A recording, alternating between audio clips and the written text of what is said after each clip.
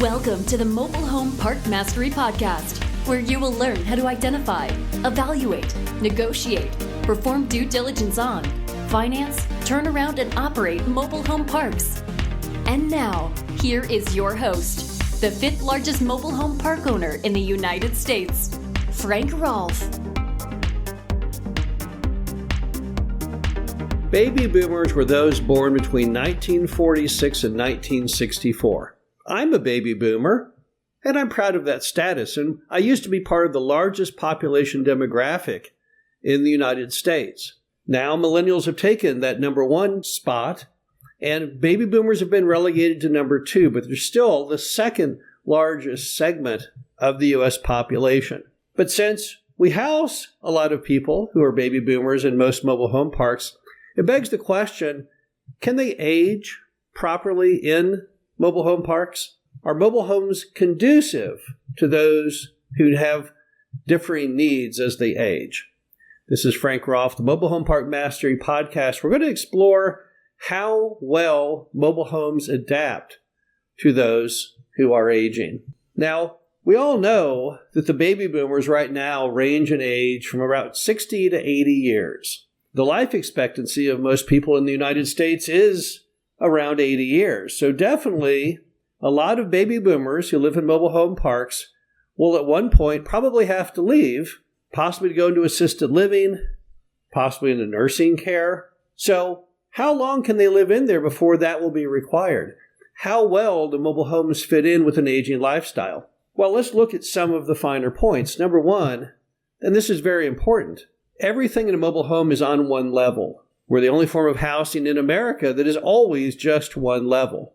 Yes, there are a few two-bedroom mobile homes out there. I'm sure you've seen on dealer sales lots. I've only ever seen one in 30 years in a mobile home park. They're frightfully expensive, well over $100,000. But your classic single-wide, double-wide, even triple-wide is all on one level. And we all know that seniors often prefer housing on one level because they have trouble going up and down stairs. So that's a positive feature of a mobile home. So I think we'd have to give mobile homes definitely a check mark for that one. And then also, it's easy in mobile homes to add grab bars. Grab bars are things that allow you to grab onto something if you feel like you might fall over. And we all know that slips and falls are a major health risk for seniors. And mobile homes, it's very easy to attach those grab bars. You can definitely find the studs in the walls to go ahead and attach them safely to. Bathrooms, hallways, kitchens, bedrooms. It's not an issue. So there's another plus. They don't have thick plaster walls that are really hard to attach things to securely. No, mobile homes are very, very simple to add such features as grab bars. So there's another positive. Also, the hallways in most mobile homes are wide enough to accommodate a wheelchair if that should be necessary. Now, I can't say that for all mobile homes because those built back in the 50s and the 60s and the ones that were typically only 8 feet wide, those corridors probably don't. But virtually all of the homes built since 1976 under the HUD seal era should have hallways wide enough to allow for a mobile home. And that's great. So there's another check mark as far as mobile homes fitting in well with people who are aging. Another item is that mobile homes have a very small footprint. They're not large. They're small by square footage. They can be large. You could have a large double-wide mobile home that's, over 1,000 square feet, nearing 2,000 square feet in size. But most mobile homes out there are not that large. And as a result, it requires less cleaning ability and also lower utility cost. So once again, check mark for that. That's definitely good as you age to have lower utility bills and less requirements for strenuous cleaning. And then here's a huge one. This one's very, very important. And that is that mobile homes and mobile home parks are probably the lowest priced detached housing in America by far. Right now, we live in a world in which single-family homes are between $300,000 and $400,000 based on what market you're looking at, and the average apartment rent is over $2,000 a month. Contrast that to the average income of a retiree. Most people on Social Security make $1,200 per month. That $1,200 would not even pay the apartment rent. It wouldn't even come close to any of the costs in a single-family home. Yet you can live in most American mobile home parks on $1,200 a month and still live very well. The average lot rent in America is $300 a month. If you made $1,200, well, that $300 a month would actually fit into the ratio of 30% of housing cost. No one else can touch that. We are literally the Dollar Tree of housing, and I think no one would dispute that.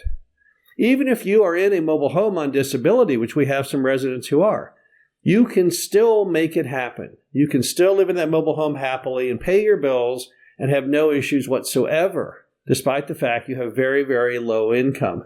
And that is extremely important to most seniors.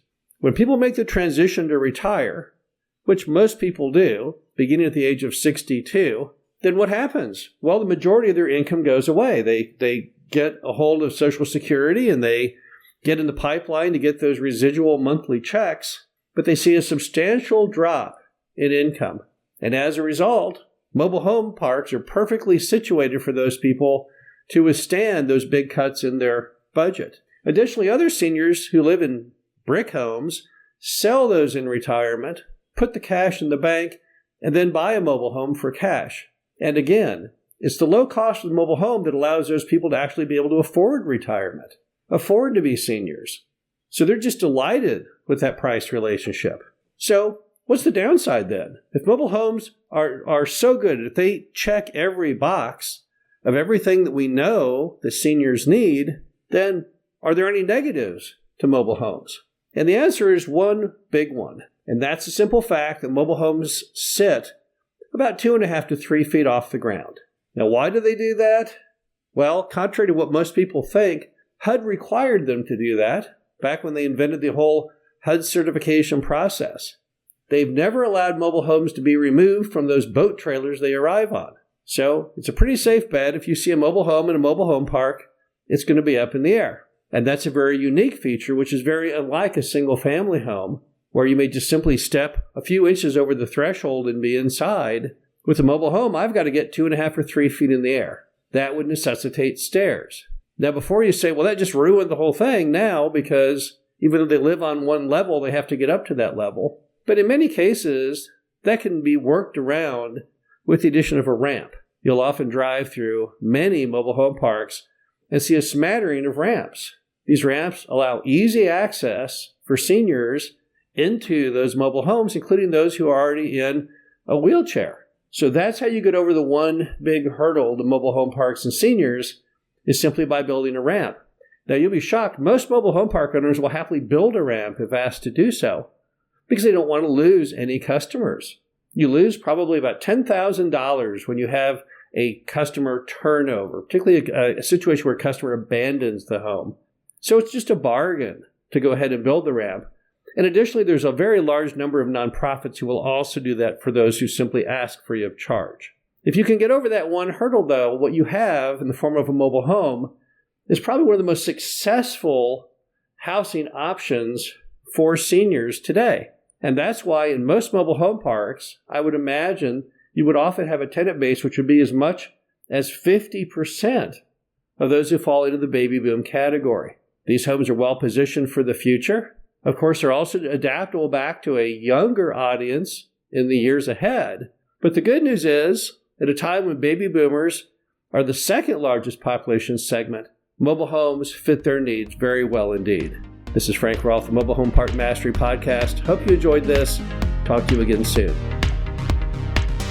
Thank you for listening to the Mobile Home Park Mastery Podcast. Be sure to visit us at mhpmastery.com to subscribe to the show, read our show transcriptions, and access all of our great information on mobile home park investing.